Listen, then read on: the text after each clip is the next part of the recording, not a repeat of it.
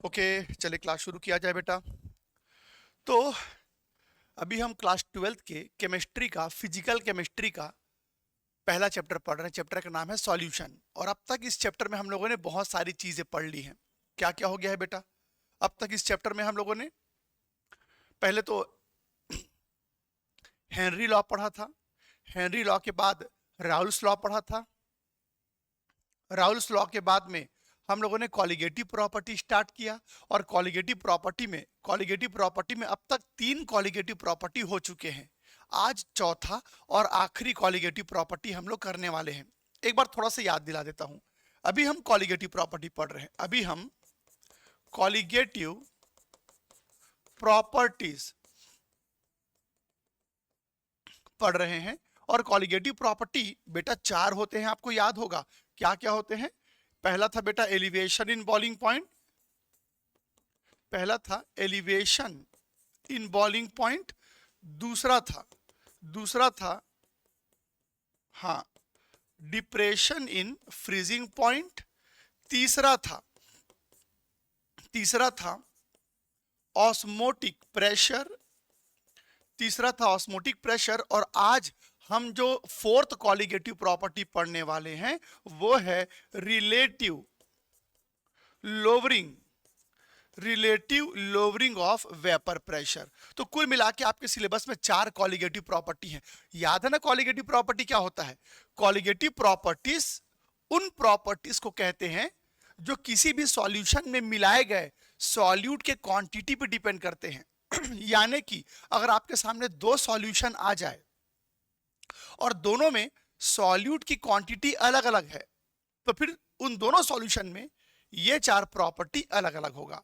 तो colligative property उन properties को कहते हैं जो सॉल्यूशन में कितना सॉल्यूट हमने मिलाया है इस पर डिपेंड करता है। और हम लोग पहले ही एलिवेशन, डिप्रेशन, ऑस्मोटिक प्रेशर ये पढ़ चुके हैं। आज के क्लास में हम करने वाले हैं बेटा relative lowering of vapour pressure. ये सबसे सिंपल कॉलिगेटिव प्रॉपर्टी है, इसमें कुछ ज्यादा थियरी नहीं है। 2-3 फॉर्मूला है, बस उसी को आपको समझना है। तो चलिए स्टार्ट करते हैं बेटा। Relative lowering of vapour pressure क्या होता है? तो अगर हम हेडिंग पर ध्यान दें तो आप देख सकते हो कि यहां पर लिखा हुआ है बेटा, यहां पर वेपर प्रेशर लिखा है। तो कहीं ना कहीं आप समझ गए होंगे कि आज के क्लास में फिर से वेपर प्रेशर वाली बातें होंगी। आज के क्लास में हम फिर वेपर प्रेशर के बारे में बात करेंगे। और जब जब वेपर प्रेशर के बारे में बात करते हैं तो आपको पता है ना, 2 ही चीजों के वेपर प्रेशर के बारे में बात करते हैं, एक सॉल्वेंट के और दूसरा सॉल्यूशन का। आपको पता है ना, जब भी हम वेपर प्रेशर इस वर्ड का यूज करते हैं तो वेपर प्रेशर किसका लेते हैं? सॉल्वेंट का और सॉल्यूशन का। और जल्दी से याद दिलाओ, सॉल्वेंट भी वेपर बनाता है, सॉल्यूशन भी वेपर बनाता है, लेकिन कौन ज्यादा वेपर बनाता है? सॉल्वेंट। हम शुरू से इस चैप्टर में इस चीज को पढ़ते आ रहे हैं कि सॉल्वेंट जो होता है वो ज्यादा वेपर बनाता है और सॉल्यूशन जो है वो थोड़ा कम वेपर बनाता है, क्योंकि सॉल्यूशन में सॉल्यूट मिला होता है। सॉल्यूशन में सॉल्यूट मिला होता है और सॉल्यूट मिला देने से वेपर प्रेशर कम हो जाता है। तो आज फिर से इसी बात पर हम डिस्कशन करेंगे। तो ये देखो बेटा, इसको समझाने के लिए मैं आपके सामने एक ग्राफ बना रहा हूं, ध्यान से देखना। मान लो इस ग्राफ में इस तरफ मैंने वेपर प्रेशर ले लिया। एक बात बताओ बेटा, अगर मैं 2 पॉइंट बना दूं, ये देखो मैंने यहां पर 2 पॉइंट बना दिया, तो कोई मुझे बता सकता है कि इन दोनों पॉइंट में से कौन सा पॉइंट सॉल्वेंट का वेपर प्रेशर रिप्रेजेंट कर रहा है और कौन सा पॉइंट सॉल्यूशन का वेपर प्रेशर को रिप्रेजेंट कर रहा है? इन दोनों में से कौन सा सॉल्वेंट का वेपर प्रेशर हो सकता है और कौन सॉल्यूशन का?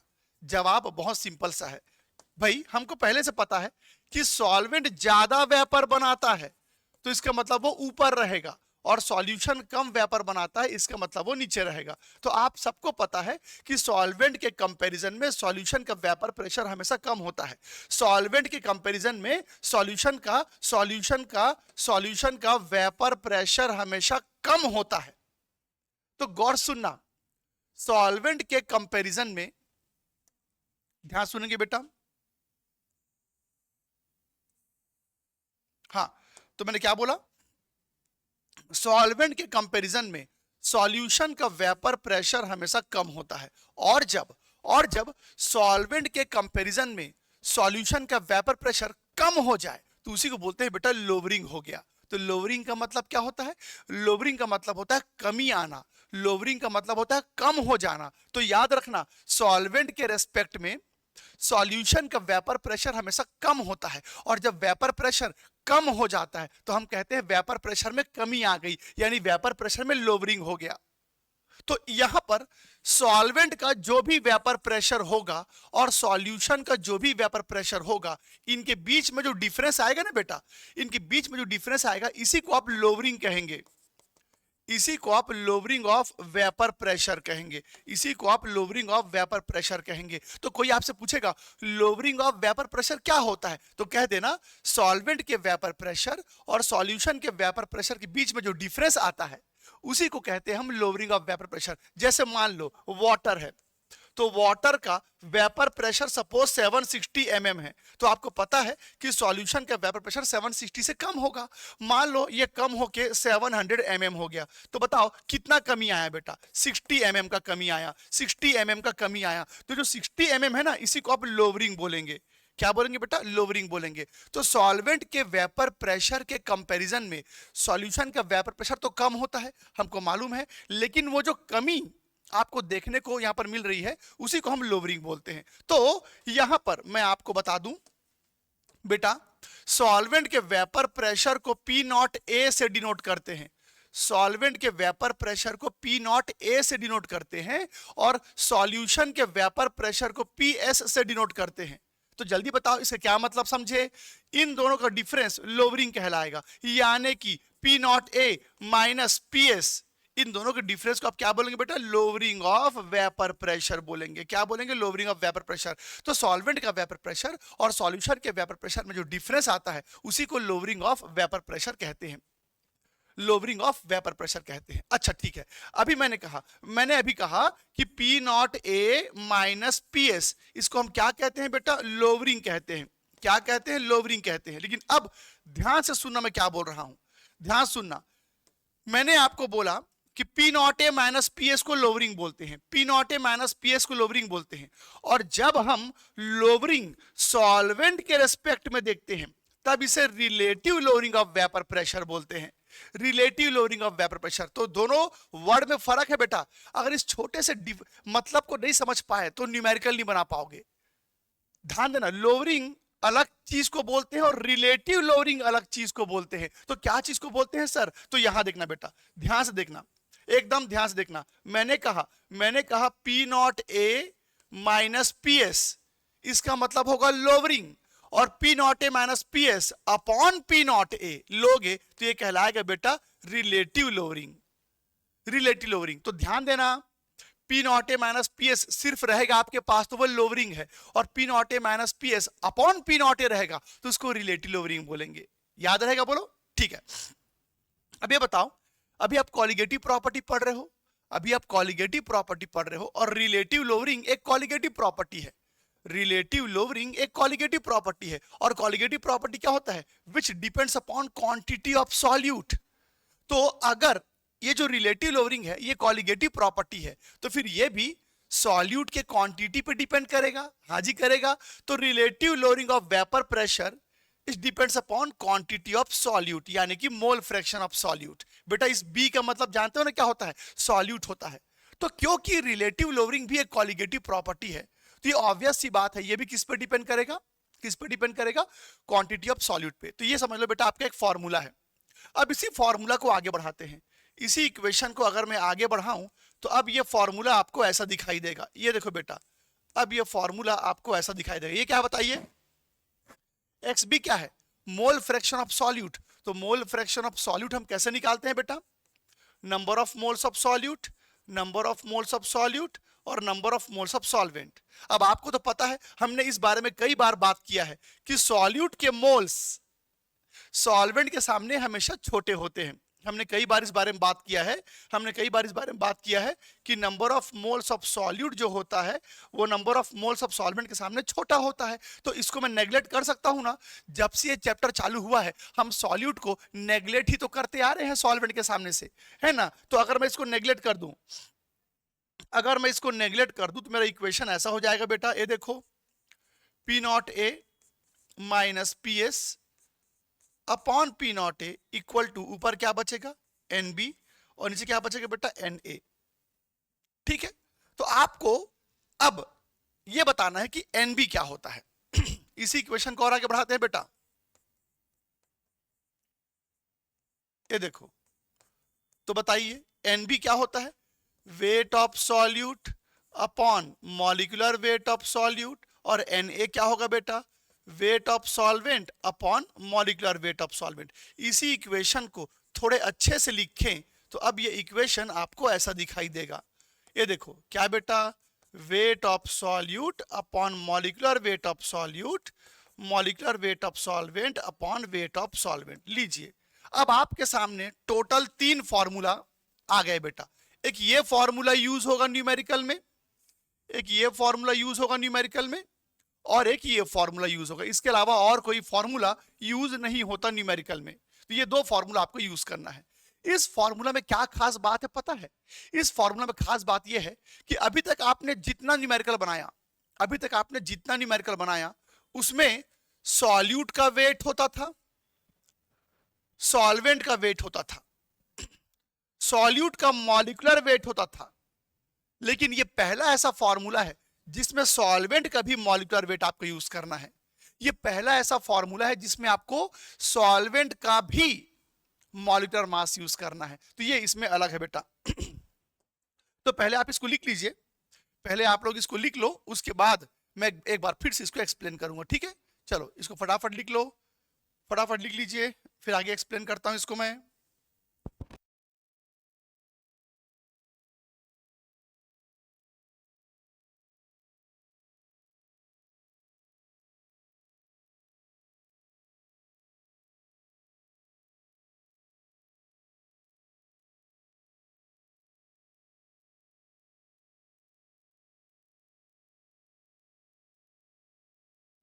ओके, तो लिख लिया आप लोगों ने। तो इस टॉपिक में कोई थ्योरी नहीं है, बस ये 2 फॉर्मूला है और इसी से क्वेश्चन आपको बनाना है। लेकिन आपको तो पता है ना, न्यूमेरिकल सिर्फ फॉर्मूला याद कर लेने से नहीं बनता, न्यूमेरिकल सिर्फ फॉर्मूला याद कर लेने से नहीं बनता, आपको उस फॉर्मूला के पीछे छुपे हुए कुछ बातों को समझना पड़ेगा। तो आप अगर सोचेंगे कि मैं ये फॉर्मूला याद कर लेता हूं और न्यूमेरिकल बना लूंगा, नहीं बनने वाला। अगर आज तक आप लोगों से न्यूमेरिकल नहीं बन रहा था तो फिर आपको पता ही नहीं कि क्यों नहीं बन रहा है। आप तो फॉर्मूला याद कर लेते हो, अब फॉर्मूला याद करने के बाद भी अगर न्यूमेरिकल नहीं बन रहा तो इसका मतलब कुछ तो है जो रह गया है समझने को। मैं जब से इस चैप्टर को शुरू किया हूं, हमेशा देखना बेटा, मैंने आपको फॉर्मूला बताया है और फॉर्मूला के पीछे छुपे हुए कुछ ऐसी बातों को बताया है जो अलग से बुक में लिखा हुआ नहीं मिलता, बुक में लिखा हुआ नहीं मिलता, पर वो हमको पता होना चाहिए तभी न्यूमेरिकल बनता है। तो चलो दिखाता हूं आपको मैं, इन दोनों फॉर्मूला से न्यूमेरिकल तो बनेगा, पर न्यूमेरिकल बनाने के लिए हमें इन फॉर्मूला के अलावा और क्या छोटी छोटी बातें मालूम होनी चाहिए वो बताता हूं। ठीक है, चलो तो यहां देखना, सबसे पहली बात एक बार फिर से रिपीट कर दूं बेटा कि P naught A minus P S, इसका मतलब लोवरिंग होगा, और P naught A minus P S upon P naught ए का मतलब रिलेटिव लोवरिंग होगा। और ये जो रिलेटिव लोवरिंग होता है वो किसके इक्वल होता है बेटा, ये जो रिलेटिव लोवरिंग होता है ये इक्वल होता है एन बी और एन ए के, और ये जो रिलेटिव लोवरिंग होता है वो इसके भी इक्वल होता है पी नॉट ए। ये देखो बेटा,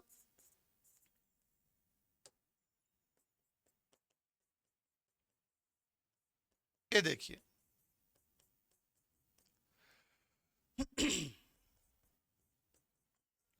ठीक है, आपने क्या देखा, ये रिलेटिव लोवरिंग कहलाता है। तो रिलेटिव लोवरिंग, यहां पर ये जो रिलेटिव लोवरिंग है वो किसके इक्वल होता है बेटा, तो ये जो रिलेटिव लोवरिंग होता है वो इसके इक्वल होता है, और ये जो रिलेटिव लोवरिंग होता है वो इसके इक्वल भी होता है। तो अब आपको रिलेटिव लोवरिंग निकालना होगा, यानी ये पूरा पार्ट आपको निकालना होगा। जब भी कोई बोलेगा रिलेटिव लोवरिंग निकालो, यानी ये पूरा पार्ट आपको निकालना है। जल्दी बताओ, डब्ल्यू बी तो पता है बेटा क्या होता है, डब्ल्यू बी यानी क्या होता है, weight of solute. M B मतलब क्या होता है बेटा, molecular weight of solute. W A क्या होता है बेटा, वेट ऑफ सॉल्वेंट, और WA क्या होगा, एक मिनट, ये उल्टा लिख दिया हूं बेटा मैं, एक मिनट, यहां पर उल्टा लिख दिया है मैंने इसको, MA और WA। हाँ, तो ये क्या था बेटा, WA क्या है, वेट ऑफ सॉल्वेंट, और MA क्या है, MA है बेटा molecular weight of solvent, molecular weight of solvent. तो ये पूरा फॉर्मूला, पहली बात, पहले तो आपको फॉर्मूला ही याद करना पड़ेगा। अब चलो इस फॉर्मूला को याद करने के अलावा और क्या क्या आपको पता होना चाहिए। अगर किसी क्वेश्चन में दो प्रेशर दिया है, अगर किसी क्वेश्चन में दो प्रेशर दिया है, तो बताओ छोटा प्रेशर कौन सा होगा, बड़ा प्रेशर कौन सा होगा।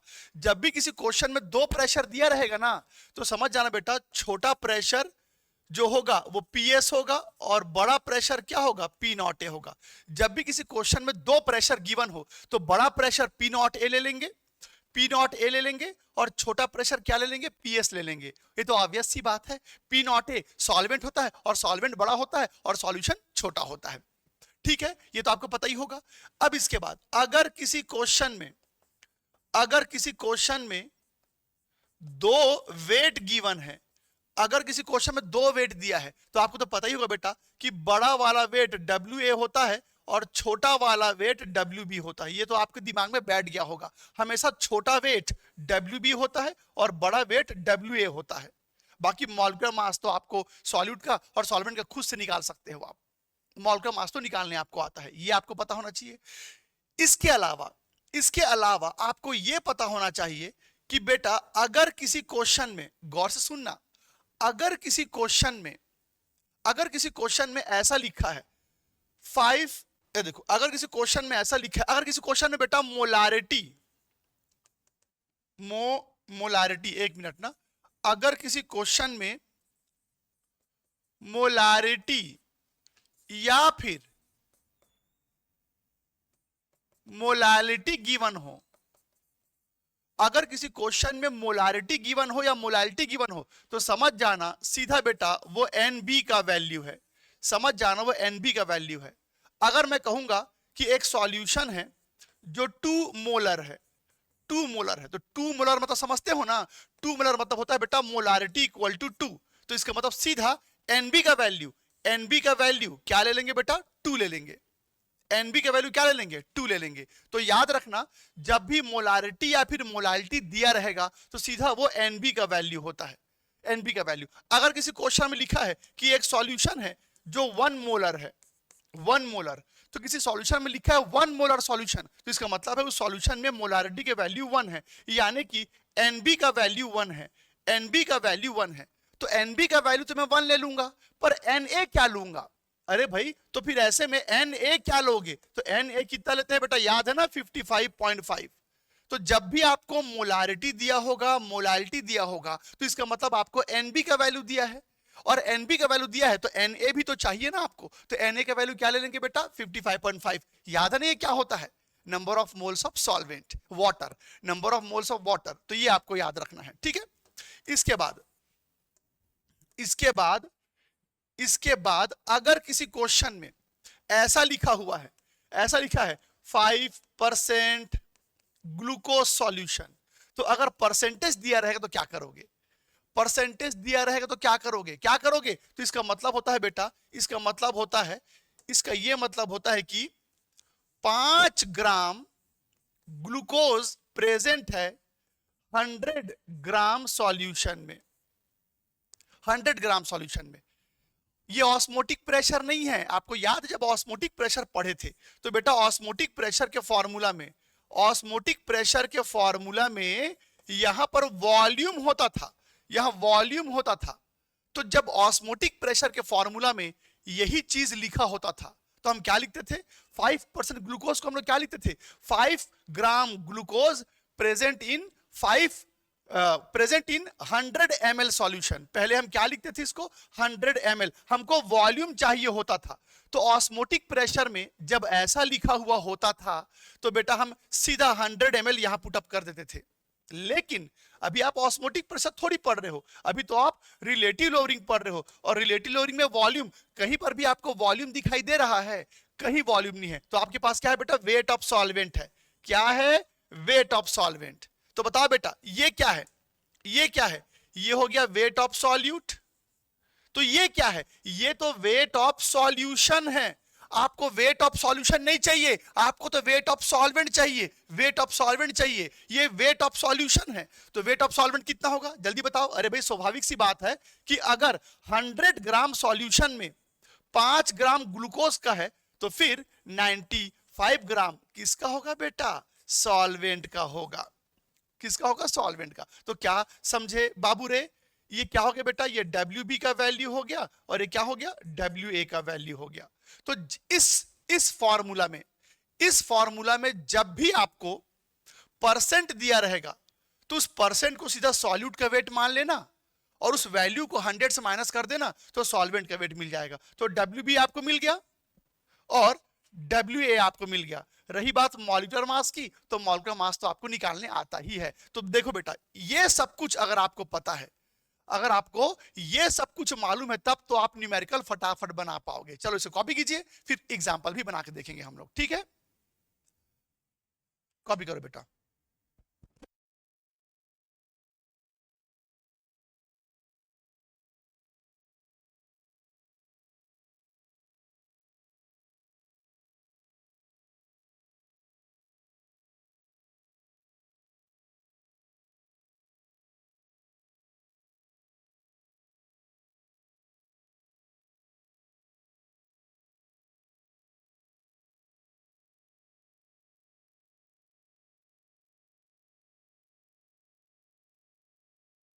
लिख लिए? तो चलो अब मैं आपको कुछ न्यूमेरिकल बना के दिखाऊंगा।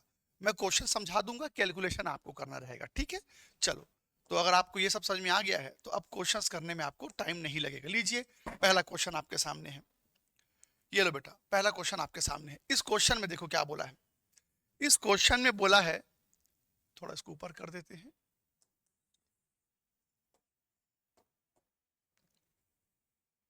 हाँ चलो, तो अब यहां बताओ क्वेश्चन में क्या बोला है। वेपर प्रेशर ऑफ वाटर दिया है बेटा। वेपर प्रेशर ऑफ वाटर दिया है। वेपर प्रेशर ऑफ वाटर दिया है। अच्छा ये बताओ वाटर का वेपर प्रेशर तो 760 mm होता है, ये कम कैसे हो गया? तो बेटा 760 mm तो तब लेते हैं ना जब टेम्परेचर 100 डिग्री होता है। यहां टेम्परेचर कितना है? 20 डिग्री, इसलिए ये वैल्यू कम है। तो उसको लेके परेशान मत होना। अरे भाई किसी भी कंपाउंड का वेपर प्रेशर तो कुछ भी हो सकता है, डिपेंड करता है टेम्परेचर कितना है ना? तो इसको हम यहां से हटा देते हैं। अब ये क्या है बेटा? वाटर का वेपर प्रेशर है, ठीक है? यानी किसका वैल्यू है? ये P0A का वैल्यू। P0A मतलब क्या होता है? सॉल्वेंट का वेपर प्रेशर। कितना दिया है बेटा? कितना दिया है? 17.5 mm। अब क्वेश्चन को ध्यान से पढ़ो। अब क्या लिखा है? लिखा है lowering of vapour pressure. Lowering of vapour pressure किसका वैल्यू दिया है? लोवरिंग का दिया है। किसका वैल्यू दिया है? लोवरिंग। लोवरिंग किसको बोलते हैं? लोवरिंग किसको बोलते हैं? P0A माइनस PS को लोवरिंग बोलते हैं। तो इसका वैल्यू दिया है बेटा, कितना दिया है? 0.061 mm। ध्यान देना, लोवरिंग बोला है, लोवरिंग लोवरिंग। और लोवरिंग मतलब क्या होता है? P0A माइनस PS होता है। बस अब आगे बढ़ते हैं। क्या निकालना है आपको? रिलेटिव लोवरिंग निकालना है। चलिए निकालते हैं बेटा। तो अब आपको रिलेटिव लोवरिंग निकालना है। तो रिलेटिव लोवरिंग किसको बोलते हैं बेटा? P0A minus PS upon P0A, इसी को तो रिलेटिव लोवरिंग बोलते हैं। ये आपको निकालना है, निकाल लेते हैं। तो जल्दी बताओ, जल्दी बताओ। P0A माइनस PS क्या है? लोवरिंग है। लोवरिंग कितना दिया है बेटा? 0.061। ये लोवरिंग का वैल्यू हो गया, लोवरिंग का वैल्यू हो गया। और P0A का वैल्यू क्या दिया है? 17.5। 17.5 इसको डिवाइड कर लेना तो बेटा रिलेटिव लोवरिंग निकल जाएगा। लीजिए हम लोगों ने पहला पॉइंट निकाल लिया, रिलेटिव लोवरिंग निकल गया। आगे समझ में इसको सॉल्व कर लेना तो आपको रिलेटिव लोवरिंग मिल जाएगा। हालांकि आंसर यहां पर दिया है, आप देख लीजिएगा। ये हो गया रिलेटिव लोवरिंग। अब निकालेंगे वेपर प्रेशर ऑफ सॉल्यूशन। बेटा वेपर प्रेशर ऑफ सॉल्यूशन किसको बोलते हैं? PS। PS को बोलते हैं बेटा वेपर प्रेशर ऑफ सॉल्यूशन। तो अब आपको PS भी निकालना है, PS निकालना है। तो कैसे निकालोगे? दिखाता हूं आपको, बहुत आसान है ये भी। तो ये बताओ बेटा, जल्दी से बताना, P naught A minus P S को क्या बोलते हैं हम लोग? लोवरिंग बोलते हैं। P naught A minus P S क्या बोलते हैं? लोवरिंग बोलते हैं। लोवरिंग दिया है ना क्वेश्चन में, लोवरिंग दिया है ना क्वेश्चन में, 0.061 दिया है, ठीक है, और आपको पीएस निकालना है। तो पी नॉट ए है क्या? हाँ, पी नॉट ए अलग से दिया है। अरे वाह, देखिए 12 बन गया बेटा। तो पी नॉट ए क्या दिया है? 17.5, और बेटा आपको पीएस निकालना है तो 0.061। बस इसको सॉल्व कर लेंगे, आंसर आपके सामने होगा बेटा, आंसर आपके सामने होगा। तो अब बताइए यहां पर आपको वेपर प्रेशर ऑफ सॉल्यूशन निकालना था बेटा। अब आपको यहां पर वेपर प्रेशर ऑफ सॉल्यूशन निकालना है, तो बोलिए बन जाएगा? बोलिए बन जाएगा। कैसे बनाएंगे बेटा? तो पीएस को अलग कर देंगे तो क्या हो जाएगा? 17.5 माइनस 0.061, तो ये तकरीबन वहां से देख के लिख देता हूं मैं 17.43। अच्छा एक बात बताओ, ये जो वैल्यू आया पीएस का, ये जो वैल्यू आया पीएस का, देखो ये पी नॉट ए से कम है, पी नॉट ए से पीएस का वैल्यू कम है, तो सही तो है। पी नॉट ए से पीएस का वैल्यू हमेशा कम होता है, सॉल्वेंट के मुकाबले सॉल्यूशन का वेपर प्रेशर हमेशा कम होता है ना? ऐसा समझ में? ठीक है, कॉपी करो बेटा।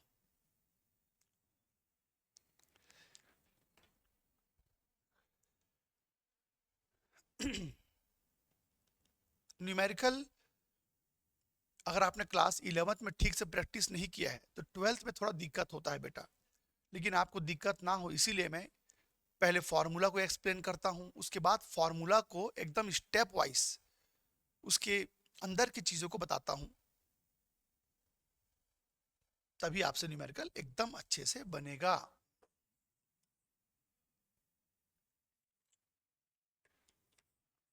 ठीक है, ठीक है,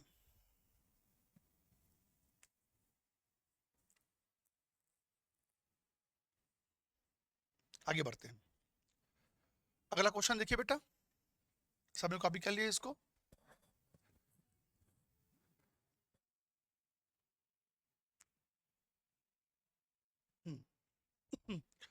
ठीक है, नेक्स्ट क्वेश्चन देखिए। चलो ये अगला क्वेश्चन है, थोड़ा लेंथी क्वेश्चन है पर कोई मुश्किल नहीं है, ध्यान से देखना। Vapour pressure of benzene, vapour pressure of benzene दिया है, कितना दिया है बेटा? 0.850 बार। और फिर बोल रहा है कि जब हम लोगों ने एक नॉन इलेक्ट्रोलाइट का 0.5 ग्राम 39 ग्राम बेंजीन में डाल दिया, तो बताइए वेपर प्रेशर ऑफ सॉल्यूशन क्या होगा?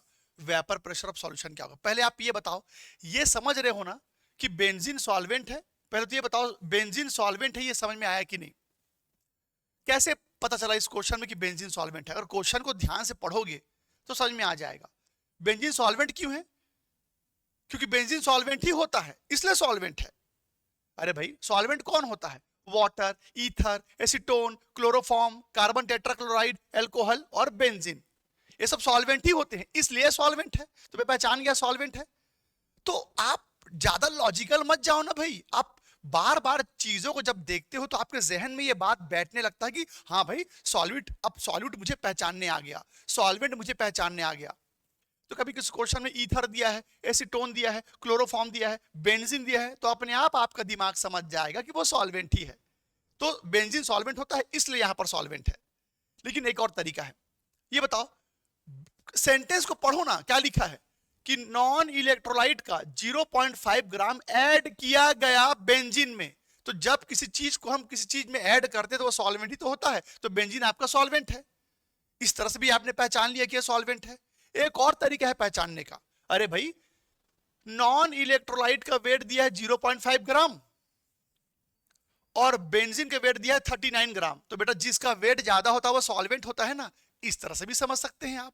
चलो बताओ जल्दी से मेरे को, वेट ऑफ सॉल्यूट क्या दिया है? 0.5 ग्राम। वेट ऑफ सॉल्वेंट क्या दिया है बेटा? 39 ग्राम। और सॉल्वेंट क्या है? बेंजीन। तो बेंजीन का मॉलिक्यूलर मास भी दिया होगा बेटा, बेंजीन का मॉलिक्यूलर मास दिया है बेटा 78 ग्राम। और क्वेश्चन में बोल रहा है कि मोलर मास ऑफ सब्सटेंस निकालो, यानी एमबी का वैल्यू आपको निकालना है बेटा, मोलर मास ऑफ सॉल्यूट आपको निकालना है। अब ये बताओ क्वेश्चन में लिखा है वेपर प्रेशर ऑफ सॉल्यूशन इतना है, तो सॉल्यूशन का वेपर प्रेशर भी दिया है, सॉल्यूशन का वेपर प्रेशर भी दिया है, तो कितना दिया है बेटा सॉल्यूशन का। अच्छा बताओ सॉल्वेंट कौन है, बेंजीन, सॉल्वेंट कौन है, बेंजीन, उसका वेपर प्रेशर दिया है क्या, सॉल्वेंट बेंजीन है उसका वेपर प्रेशर भी दिया है 0.85, 0.85, और सॉल्यूशन का भी दिया है 0.845, इसका भी दिया है, तो सब कुछ तो दिया है बेटा, बस आपको एमबी का वैल्यू निकालना है, बस आपको एमबी का वैल्यू निकालना, बस फॉर्मूला में सब चीज पुट अप कर दो, फिर कैलकुलेशन कर लेना बेटा। P naught A minus P S, P naught A wait of solute, molecular weight of solute, molecular weight of solvent और वेट ऑफ सॉल्वेंट। अब देख लो बेटा सब कुछ इस क्वेश्चन में दिया है, ये भी दिया है, ये भी दिया है, ये भी दिया है, ये भी दिया है, ये भी दिया है, और आपको ये निकालना है, तो वैल्यू पुट अप कर लो, कैलकुलेशन आप लोग कर लीजिएगा, टाइम लगेगा थोड़ा सा कैलकुलेशन करने में, पर मेन मुद्दा ये है कि क्वेश्चन समझ में आ रहा है कि नहीं आ रहा है, तो बोलो आ जाएगा बेटा, ठीक है, चलो इसे कॉपी कर लो फिर।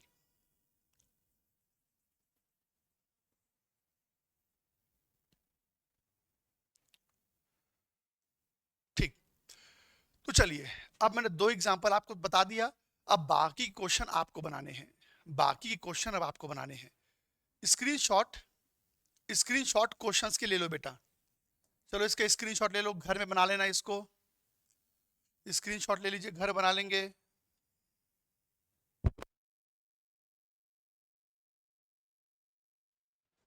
चलिए इस क्वेश्चन का भी स्क्रीनशॉट ले लीजिए, इस क्वेश्चन का भी स्क्रीनशॉट ले लो,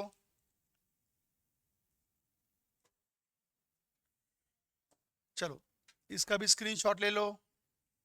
तो इनको आप घर में बना लेंगे, सबके आंसर लिखे हुए हैं, तरीका मैंने आपको बता दिया है, अब आराम से बना सकते हैं, ठीक है। तो चलिए अब हम लोगों ने 4 कॉलिगेटिव प्रॉपर्टी कंप्लीट कर लिया, एलिवेशन हो गया, डिप्रेशन हो गया, ऑस्मोटिक प्रेशर हो गया, और आज हमने रिलेटिव लोअरिंग भी कंप्लीट कर लिया। लेकिन अब अगला जो क्लास होने वाला है उसमें एक ऐसा टॉपिक आने वाला है जो सभी बच्चों को बहुत परेशान करता है। अगर आपकी स्कूल में देखना ये चैप्टर हो गया होगा तो एक टॉपिक पढ़ाया गया होगा वैन टॉप फैक्टर, एक टॉपिक पढ़ाया गया होगा abnormal molecular mass, abnormal molecular mass. ये बताइए ये टॉपिक आपको समझ में आया है, आया है कि नहीं आया है मेरे को नहीं पता, पर वो टॉपिक सबसे इंपॉर्टेंट है इस चैप्टर का, और थोड़ा पेचीदा भी है, पर आपके लिए वो पेचीदा नहीं रहेगा, हम अगले क्लास में उस टॉपिक को एकदम आराम से समझेंगे बेटा, ठीक है। तो चलिए कॉलिगेटिव प्रॉपर्टी पढ़ के आना, अगले क्लास में मैं आपको वैन टॉप फैक्टर और एबनॉर्मल मॉलिक्यूलर मास क्या होता है उसको एकदम डिटेल में बताऊंगा, ठीक है। तो आज क्लास में तय करते हैं, नेक्स्ट क्लास में अगले टॉपिक करेंगे बेटा, ठीक है।